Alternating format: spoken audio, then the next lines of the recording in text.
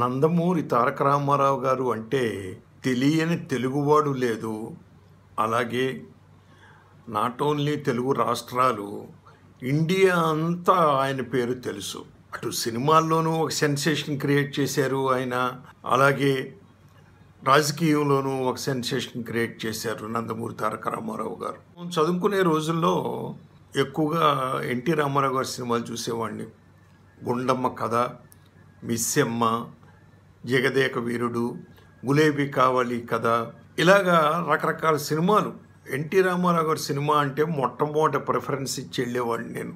అందుకనే గుండమ్మ కథ సినిమా ఎన్నిసార్లు చూశాను, మిస్సెమ్మ సినిమా ఎన్నిసార్లు చూశాను నాకే తెలియదు. చదువుకునే రోజుల్లో ఎవరినైనా ఏంటి తిరుపతి వెళ్ళామంట కదా అంటే, అవును తిరుపతి వెళ్ళామండి, తిరుపతి వెంకటేశ్వర స్వామి దర్శనం చేసుకుని అక్కడి నుంచి మద్రాసు వెళ్ళి ఎన్టీ రామారావు గారి దర్శనం చేసుకుని వచ్చామండి అనేవారు. అంటే ప్రతి ఒక్కళ్ళు ఇదే చెప్పేవారు. తిరుపతి వెళ్ళడం, అక్కడి నుంచి మద్రాసు వెళ్ళడం, మద్రాసులో రామారావు గారి దర్శనం చేసుకోకుండా వచ్చేవారు కాదు.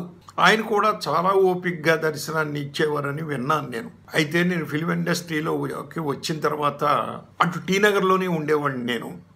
ఆ టీ నగర్లో అటు ఇటు తిరుగుతూ ఉన్నప్పుడు రామారావు గారు ఇల్లుది, ఇలాగా ఇక్కడికి జనం వస్తారని టూరిస్ట్ బస్సులు అనేవారు. అటువంటిది నేను కావాలని ఓ రోజు ప్రత్యేకంగా పొద్దున్నే వెళ్ళి చూస్తే ఎన్ని టూరిస్ట్ బస్సులు.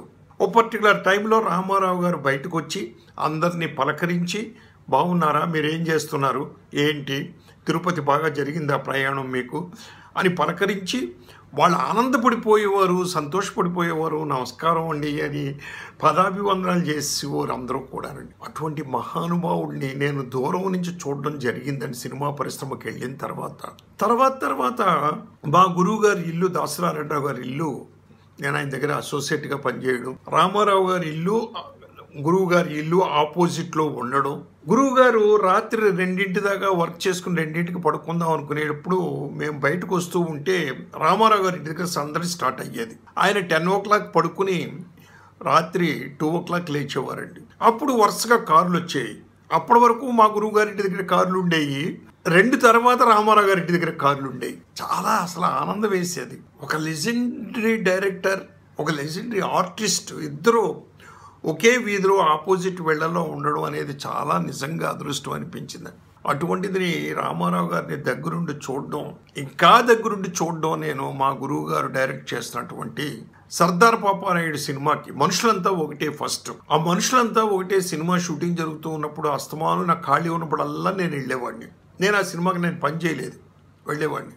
ఏవిఎం స్టూడియోలో ఒకరోజు మంజులు గారి సాంగ్ తీస్తున్నారట, పిక్చర్స్ మీద వచ్చే నిన్నే పెళ్ళాడతా సాంగ్. రామారావు గారిని ఆ సాంగ్ తీసే 3 రోజుల్లో ఒకరోజు మీరు వస్తే ఒక పూట మీ క్లోజ్ షాట్స్, మీ షార్ట్స్, కాంబినేషన్ షార్ట్స్ తీసి పంపిస్తానని గురువు గారు చెప్పడం, దాంతో రామారావు గారు ఒక రోజు రావడం జరిగిందని. లక్కీగా రోజు ఐ వాజ్ దేర్.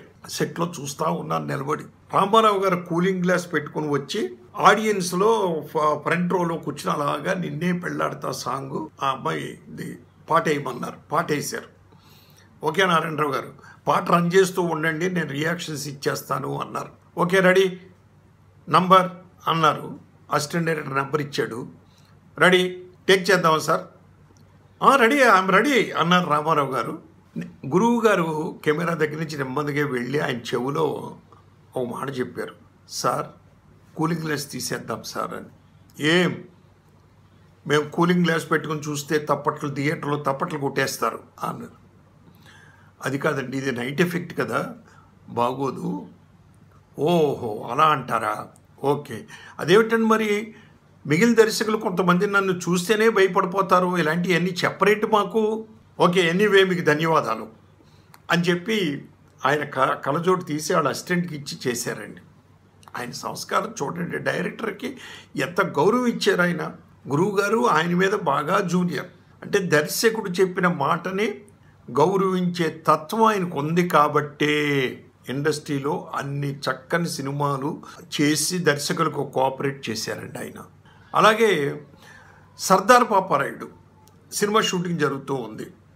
అడయారులో మన ప్రొడ్యూసర్ కృష్ణవేణి గారి ఇంటి దగ్గర వీధిలో శ్రీదేవిని ఎన్టీ రామారావు గారు షాట్ తీస్తున్నారు, స్కూటరు. రామారావు గారు స్కూటర్ దగ్గర నిలబడి ఉండగా ఆ స్కూటర్ తీసి స్టాండ్ తీసి ఎక్కాలి. స్టాండ్ తీశారు, అన్బ్యాలెన్స్ అయ్యి మోటార్ బైక్ పడిపోయింది. ఈయన గబగబ కింద పడ్డారు, కుడి చేత్తో రోడ్డు మీద ఆనుకున్నారండి. పడక్కన సౌండ్ వచ్చిందండి. అందరూ కంగారు పడిపోయి ఏంటి సార్ ఏం జరిగింది అంటూ గబ్ చుట్టూ మూగేశారు. గురువు గారికి టెన్షను, ప్రొడ్యూసర్స్ టెన్షను. ఏం లేదు, మా చెయ్యి ఇరిగింది అంతే. అంతకుముందు ఒకసారి ఆ మణికట్టు కుడి చెయ్యి మణికట్టు దగ్గర విరిగిందట, మళ్ళీ రెండోసారి విరిగిందంట. చెయ్యి ఇరిగిందా? ఎందుకంత ఎక్స్ప్రెషన్ అవసరం లేదు, చెయ్యి ఇరిగింది అంతే, కారు పిలవండి అని కారు పిలిపించుకుని వెళ్ళి కట్టేయించుకున్నారండి. ఆయనకు పుత్తూరు కట్ అంటే చాలా నమ్మకం. పుత్తూరు వాళ్ళని పిలిపించి ఇమీడియట్గా కట్టేసుకున్నారండి. షూటింగ్ పోస్ట్ పోన్ అయిందండి. క్లైమాక్స్ గురువు గారును ప్రొడ్యూసర్ గారు వెళ్ళి ఏమండి క్లైమాక్స్ పోస్ట్ పోన్ చేద్దాం, తర్వాత తీద్దామండి, ఇప్పుడు వద్దు, అందరూ ఆర్టిస్టులు ఉన్నారు కదా, చేద్దాం మనం అన్నారు. అది కాదండి, మీ చెయ్యి ఇంకా ఇప్పుడే కదా కట్టిప్పారు, కొంచెం రెస్ట్ ఇచ్చిన తర్వాత చేద్దాం, రెస్టా పాడా చేద్దాం రండి అన్నారు. సర్దార్ పాపారాయుడు క్లైమాక్స్ మీరు చూడండి. ఈరోజు కుడి చెయ్యి ఆయన ఉపయోగించలేదు ఎక్కడాను ఫైట్లో.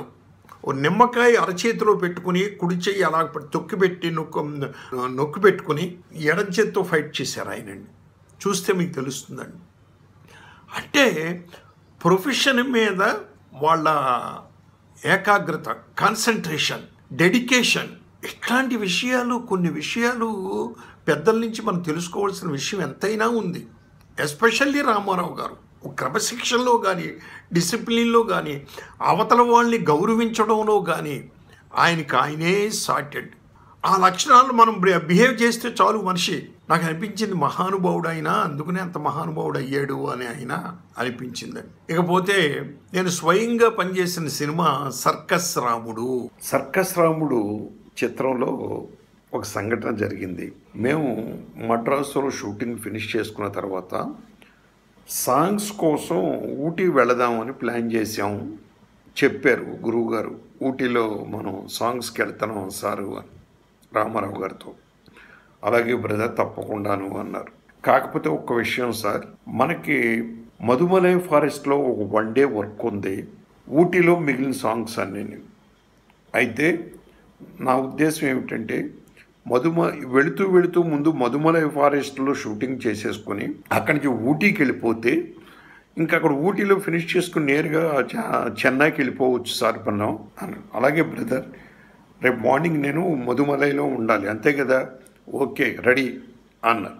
ఆయన మద్రాసు నుంచి కారులో బయలుదేరుతున్నారు. కారులో బయలుదేరి మేము మధుమలై ఫారెస్ట్కి వెళ్ళిపోయి ఆ నైట్ చేరుకున్న తర్వాత అక్కడ పొద్దున్న లేచి స్నానాలు గీనాలు అన్నీ చేసిన తర్వాత కెమెరా పెట్టుకుని లొకేషన్లో వెయిట్ చేస్తాం. అది మద్రాసు నుంచి వచ్చే రోడ్డుకి మీదే కరెక్ట్గా షూటింగు. ప్రొడక్షన్ మేనేజర్ కోటేశ్వరరావు గారు రామారావు గారు కారు వస్తుందేమో అని వెయిటింగ్ అండి. రామారావు గారు కారు వచ్చింది, అందరం లేచాము. కోటేశ్వరరావు గారు ఎదురు వెళ్ళారు, గురువు గారు కూడా దగ్గరికి వెళ్ళారు. వెళ్ళిన తర్వాత రామారావు గారు దిగపోతుంటే గురువు గారు చెప్పారు, లేదు సార్ మీరు దిగొద్దు, కోటేశ్వరరావు గారు మిమ్మల్ని ముందు కారులో ఫాలో అయ్యి అకామిడేషను అక్కడ పెట్టాము మేము, గెస్ట్ హౌస్ ఒకటి, మీరు అక్కడికి వెళ్ళి స్నానం గీనం అన్నీ చేసి ఇక్కడికి రండి సార్. ఏంటి, నేను వెళ్ళి అక్కడ స్నానం గీనం చేసి రావాలా, ఎన్ని రోజుల వరకు ఇక్కడ అన్నాడు. ఈవినింగ్ 5 దాకా సార్ అన్నాడు. అలాంటప్పుడు ఎందుకు సార్ ఇప్పుడు మళ్ళీ గెస్ట్ హౌస్కి వెళ్ళడం, స్నానం చేయడం, ఇవన్నీ టైం వేస్ట్ కార్యక్రమాలు. ఇదిగో ఇక్కడ చెరువు ఉంది కదా, ఆ చెరువులో స్నానం చేయొచ్చు కదా అన్నాడు ఆయన. అందరికి అందరూ ఆశ్చర్యపోయామండి. కోటేశ్వరరావు గారు రండి ఆ చెరువు దగ్గరికి వెళదాం అని ఆయన కారుని ఆ చెరువు దగ్గర తీసుకెళ్లారు. కాస్ట్యూమ్ కూడా గబగబా లుంగి కింగి అన్నీ తీసాడు. టవల్ కట్టుకుని ఆయన ఆ చెరువులో దిగి అక్కడే స్నానం చేసి పైకి వచ్చి తలగిలన్నీ తుడుచుకుని చెట్టు కిందే మేకప్ వేసుకుని షూటింగ్కి వచ్చారు సార్ ఆయన. ఇది కళా నిజమా అని చాలాసేపు మేము తేరుకోలేదండి మేమందరం కూడా. అంటే ఒక మహానుభావుడు ఆయన మరి చెరువులో స్నానం చేసి చెట్టు కింద మేకప్ వేసుకోవడం అంటే ఇట్ ఈస్ ఎ గ్రేట్. ఈయన రాజకీయాల్లో జరిగినప్పుడు అక్కడే రోడ్డు పక్కనే స్నానాలు చేయడం, రోడ్డు పక్కనే భోజనాలు చేయడం అంటే మేము పెద్దగా ఆశ్చర్యపోలేదు. ఎందుకంటే ఆల్రెడీ మాకు ప్రాక్టికల్గా అంతకుముందు సర్కస్ రాముడు సినిమాలో ఈ ఇన్సిడెంట్ జరిగింది కాబట్టి మిగిలిన వాళ్ళందరికీ చాలా ఆశ్చర్యంగా ఉందండి. గురువు గారు ఆ సినిమా షూటింగ్ జరుగుతూ ఉన్న టైంలో ప్రెస్ మీట్లో ఆయన బ్యానర్ మీద ఇద్దరు దర్శకులకి అవకాశం ఇస్తున్నాను నేను అని చెప్పి దర్శకులుగా దుర్గా నాగేశ్వరరావు గారు, రేలంగి నరసింహారావు పేర్లు అనౌన్స్ చేశారండి. నెక్స్ట్ డే మార్నింగ్ పేపర్లో ఆయన చూసి రామారావు గారు మా షూటింగ్కే వచ్చారు. సర్కస్ రౌండ్ బెంగళూరులో జరుగుతుంది, ప్యాలెస్లో వచ్చారు. వచ్చి నాగేశ్వరరావు గారు ఇట్రండి, కంగ్రాట్స్, మీ గురువు గారు మీకు అవకాశం ఇచ్చారు, ఆల్ ది బెస్ట్ అన్నారు. ఎక్కడ రేలంగి నరసింహారావు గారు, ఆయన అందరినీ గారు అనే పిలుస్తారు. ఈవెన్ బాయ్ని కూడా బాయ్ గారు అని పిలుస్తారు. ఎక్కడ రేలంగి నరసింహారావు గారు. నేను పక్కన ఎక్కడో ఈ కన్వర్సేషన్ వినలేదు, ఏదో ఫైల్స్ అయ్యి సర్దుకుంటూ కూర్చున్నాను, చూస్తున్నాను. దుర్గా నాగేశ్వరరావు గారు పిలిచారు, సార్ రామారావు గారు పిలుస్తున్నారు మిమ్మల్ని.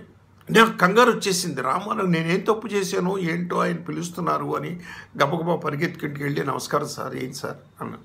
గురువుకి శిష్యుడు, శిష్యుడికి గురువు పంగనామాలు పెట్టే ఈ రోజుల్లో మీ గురువు మీకు దర్శకత్వం ఇస్తున్నాను అని పేపర్లో అనౌన్స్ చేశారు.